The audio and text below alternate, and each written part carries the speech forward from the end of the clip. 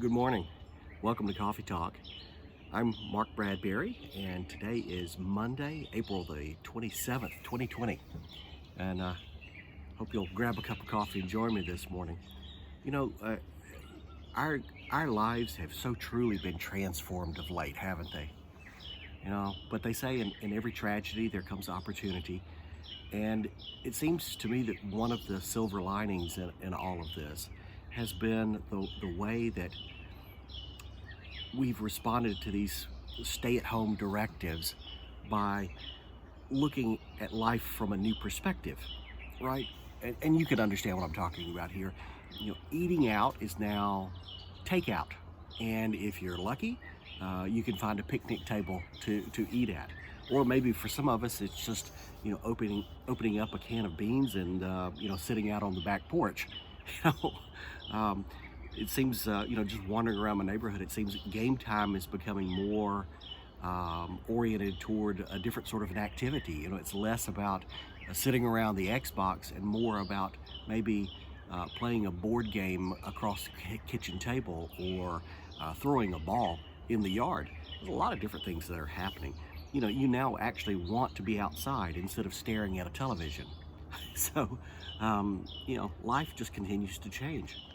Some people have told me that, it used to be that the dogs were really excited when they came home. Now the dog is excited when they leave. They're getting neurotic, I guess. For me, I'm meeting neighbors that I didn't know I had. I'm getting out and walking more. I'm biking, just talking on the phone, messaging with friends and family, holding those video calls that we have now. A lot more connecting. Now, whether this is a new way of life or it's a temporary throwback to the days of old, I don't know. Adapting has been a struggle. We know that. But clearly things have changed. And for me, my perspective is transforming. Now, back in the very beginning of things, no, I don't mean the beginning of the virus. I mean in the real beginning of things, back in the very beginning, in the genesis of it all, the Bible tells us that God took a formless and void chaos and he transformed it into something good. The universe. I mean, it's everything that we observe today, and of course then some. Jesus himself believed this, by the way, if you didn't know. The idea was that everything that was negative, this random and purposeless chaos that existed, was changed into something new, something with purpose, something with form and function, something with beauty and intent. It was transformed. Now, that's the nature of God's work in our lives. That's what he does. He's in the business of transformation. Now, the Apostle Paul told us that, when you're anxious, you should present your request to God and he'll provide transformational peace.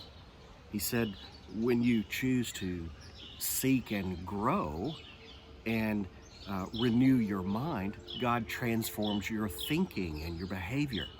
He said, when you experience freedom that's found in God, you're being transformed into God's image.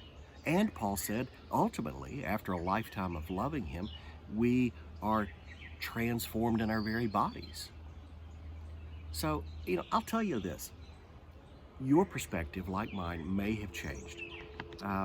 We may have found something new, this radical impact to our temporary troubles, let's say.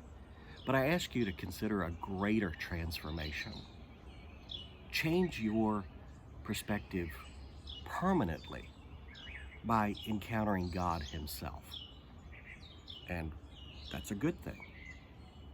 And besides, it may be that it won't bother you at all when the dog wags his tail when you leave. Enjoy your coffee.